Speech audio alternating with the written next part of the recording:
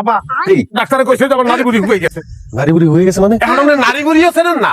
এই ধরেন, এই ধরেন বুঝাইতেছি প্র্যাকটিক্যালি। এই এই এই হচ্ছে নারী বুড়ি, বুঝছেন? এই নারী বুড়ি এই হুকাই গেছে। এই যে ফুকা থাকে, এই ফুকাই দিয়ে মানে রক্ত চলাচল করে। আমার তো হুকাই গেল, সিমা লেগে গেছে, আর রক্ত আছে চলাচল লাগে। নারী বুড়ি হুকাই কেমনে? মরুভূমি কাম করতে হয়েছে 20 ঘন্টা 25 ঘন্টা কাম করছি আমি এনে কিছু হুকাই গেছে। আর ওগুলো চিকিৎসা করতে হবে, টাকা লাগবে, টাকা লাগবে, টাকা।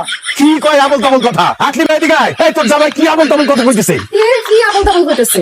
আমি তোমার ভাঙ্গে বলতে আছি, আমি ওই একদম ফিট করছিলাম, তো দেখে বলছে যে ওরে ভাই সর্বনাশ, এই আমরা তো নারী বুড়ি হুকাই গেছে, বডি অপস করে এরপরে অপারেশন করতে গিয়ে এগুলো বলছে। বুঝলাম না, নারী বুড়ি শুকায় গেলে তো মানুষ মরে যায়। ফুল বডি চেক আপ করতে কইছে না? হ্যাঁ ওই যে ওই চেকআপ আর এই অপারেশন তো কাছাকাছি।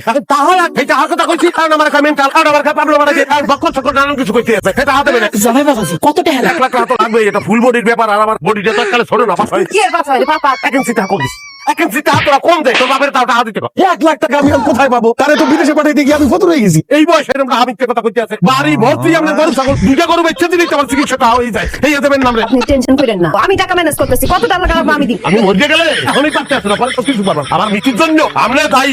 মাইকি কমো, মাইকে কমো, আবার বিদেশ বাড়াইয়া এরা পাগল বানাইতে চাইছে। আমি বেউস হয়ে গেছি, আমার চিকিৎসা হয় নাই, আরো চিকিৎসা করা যাবে। এগুলো বলবো, এগুলো বলবো আমি।